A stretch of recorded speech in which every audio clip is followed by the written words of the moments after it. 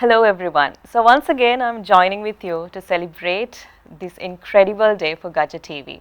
So as you know, since morning great personalities are joining with Gaja TV to celebrate this joyful day. So today, right now also, we have a kind of well-known personality to celebrate this day with us. So let's see who this personality is with us today to celebrate this day.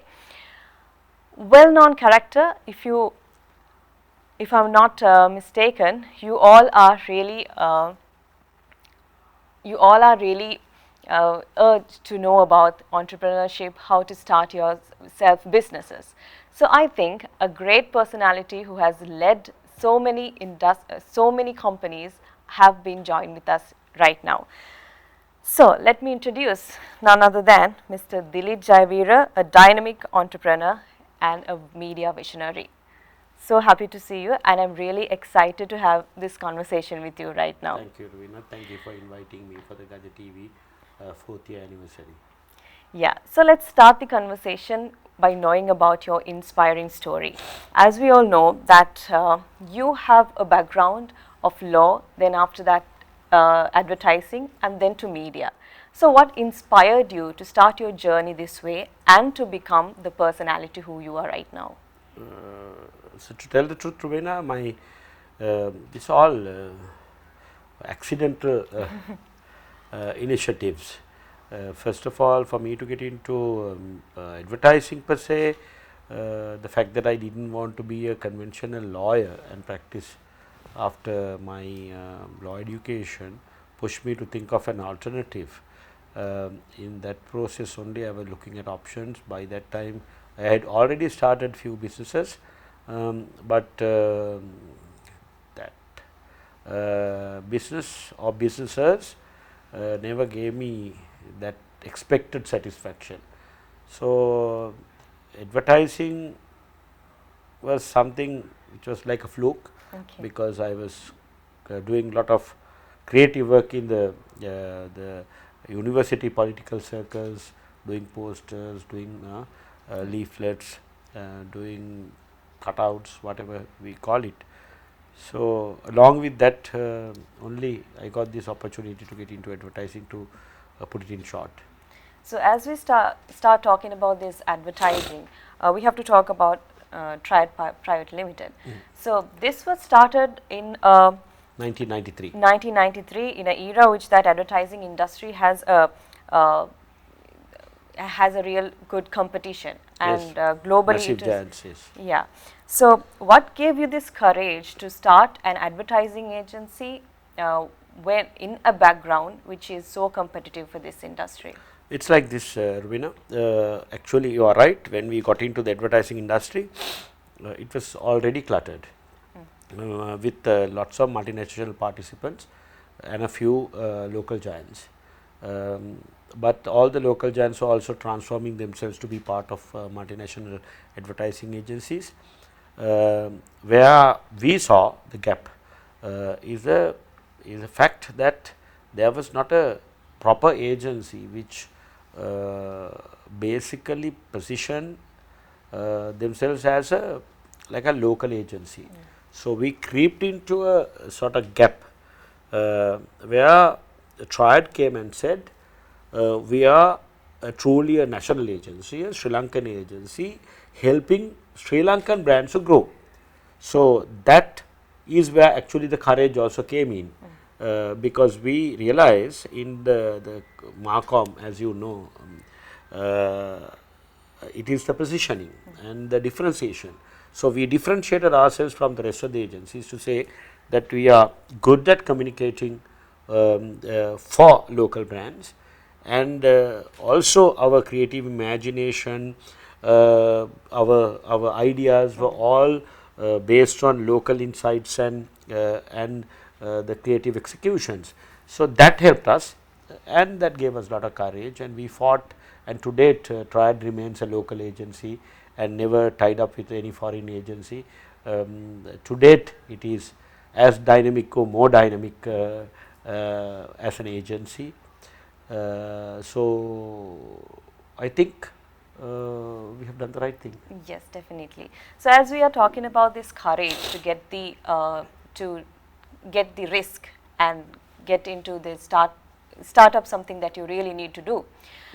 So if we talk about the entrepreneurs or the youngsters who would like to start their journey as entrepreneurs, still they, even though they like to step into something new, they are really lacking this courage.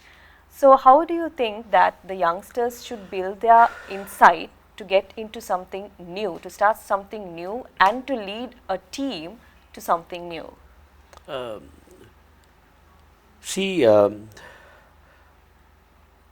the fact that we do not have any formal education in terms of getting exposed to entrepreneurship, we only have to go by, even to date, Yeah. only we can only go by the examples in the society. So, that is why I am pretty interested in communicating this message wherever I go, and wherever I talk about entrepreneurship. Entrepreneurship is, of course, taking a risk, and for that you have to have a lot of courage, because otherwise you do the conventional thing. I mean, had I concentrated on my law education and if had I pursued on that path, I would have been a lawyer today. So, if you are to sort of change or shift, and you have to have a lot of courage, then courage is something that as I have always mentioned, is where you take risks and see, and then youth can do it better than before you get yourself mature, before you get yourself engrossed with your families, wives, children, then you can't take that many risks in your decision making. So, youth only can take this challenge. They have to understand, as probably the Jack Ma says, that if only you understand that when you do a job, you get a salary, and when you start an entrepreneurship, you can hire salaried people and you get profit. So, the youth should go behind profit rather than a salary. My advice to the youth is, you must take these risks at your younger age, and that is easier for you to manage. That is what I want to say. Yes. So, as we are talking about this entrepreneurs, how do you think that if we give them a path, how to select what is the path that we have to enter when starting something new? Is it that we have to study about the environment, or is it that we have to study about ourselves to choose the right path, to choose the right step that we have to build our businesses? Let me put it this way. Best is to evaluate yourself first and see what are you actually really good at. Every one, I can assure you, every youth, every individual has his or her own strength, which is latent, which is inside the soul, body.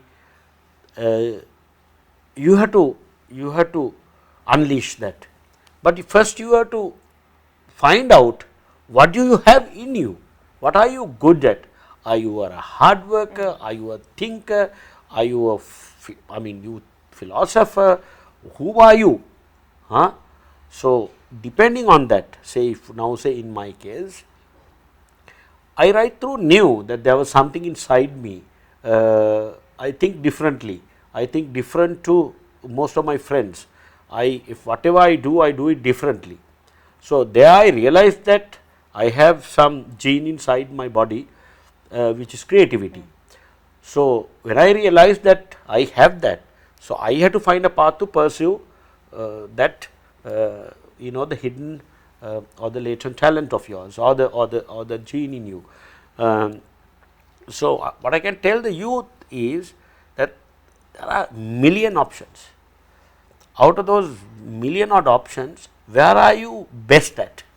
Say I am very bad at sitting in front of a computer, I don't have the patience, I can't get into to do anything on software example, or I can't get into the mundane number jargons, all that is not my trip. So I am a more dynamic person, I want to get into creativity, that is how I saw it. But some people are good at numbers.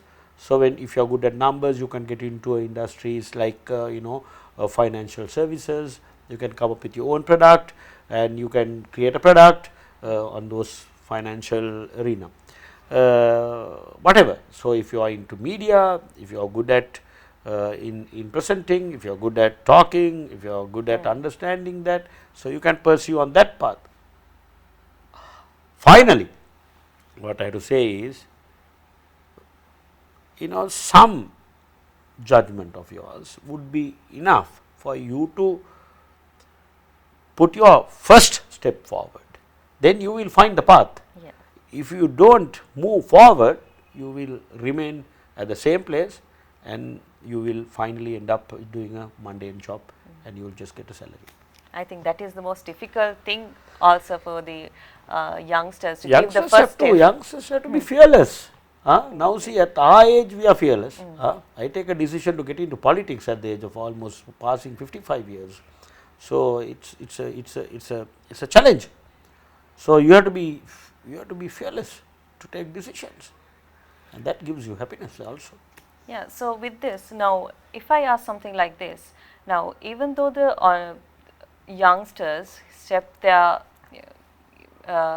build their path into entrepreneurship, we see that even though like in Sri Lanka, if you talk about the Sri Lankan entrepreneurs, we see that even though so much of number of guiding pathways are there for entrepreneurs, yet it is a very little percentage that really entrepreneurs are building themselves yearly. Right, it's not really true. Now we as a nation to date don't prepare children to find entrepreneurship as a path. Yeah. The truth is that you learn everything, anything and everything, I would say, other than for what is the most important, this element of entrepreneurship in schools. It is not part of your curriculum, it is not part of your extracurricular activities. So how would one get to know that there is an element, there is an area, there is a field called entrepreneurship? So you would know algebra, you would know social studies, you would know about the world, you would know about the longest river to the tallest waterfall, you will know how to put chemicals together, and you would probably know all the most difficult the permutations and combinations, but you are not told how to become an entrepreneur. So my view is that if you have to build this nation, you have to teach entrepreneurship from early childhood. I mean, I am not saying that they have to be told all the complicated things about entrepreneurship, but if you are telling a little child or infant that you can grow a plant, you can pluck chilies from that. Once you pluck chilies, has a value, and then for that value you can get a toy example. So that is how you get into this entrepreneurial mindset from childhood. Here it does not happen. Then as you grow, after maybe probably A levels, that when you have to select a stream for your higher education, probably you find business studies, and in that you learn entrepreneurship. That is too late actually, to be very honest. I am telling you in the ideal scenario. Yeah.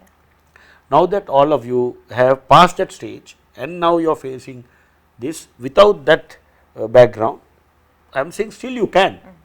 But the ideal scenario is Sri Lankan curriculum should carry entrepreneurship right from your early childhood education, where the child is sort of told that there is a path, this is a path and this is a better path. Definitely. So, before wrapping up, if I talk with the media personality inside you, how do you, now if we talk about sports, we know that sports is always a powerful, has a powerful connection with media. So, how do you see the role of television and these digital platforms in promoting local sports and also athletes? See, of course, not just media, anything is same, but media particularly go hand in hand, sports and media, because see, the very aspect of sports is the true product of the sports could be like completely physical, maybe to an extent sometimes it has a mental aspect of it, but it is a physical thing. But behind sportsmanship, what follows is the stardom. If somebody is really trying to run faster than another, what drives that person to be committed is because you have that dream to become a star, and that is a truth, that's being human. You do not just run, you want to, let us say, get into Olympics and then win a gold medal is for what? You want to be recognized and you want to celebrate that stardom. So, for you to convert from an ordinary sportsman or a sportswoman for that matter to that star, what links that the two things is the media. So, media can create stars in the arena for sportsmanship. If you are to get more people into sports example, or if you are to encourage the sports, the men and women to be more committed, yeah, it is media, but through media you create stars. So, stardom is the only way where you can motivate sports people to be more committed or to get into the industry to start with. So, now today if a young boy who would want to play cricket, why would he get into that? Because he sees cricketing stars.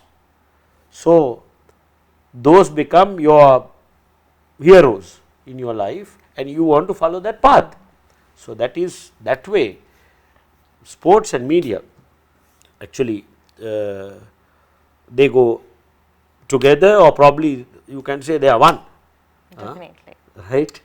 So, it is my conviction that Sri Lankan media must do more, a lot more in terms of creating sports stars in this country. Definitely. So, I think Gaja TV, Gaja Sports are with this sportsmanships. So, we are always there to encourage the youth and the sports. So, with this I think it is time for us to wrap up our conversation. So, with this limited time, I think we had a great conversation with this great entrepreneur, the leader, the inspiring character, Mr. Dilith Jayaweera. So, with all your other very important stuff, I think you have considered us as a important time as well. So, we are very grateful, and it's a pleasure that you have joined with us today. Thank you. So, thank you so much once Thank again you. for I am sorry that I am not feeling too well today. If I did not come out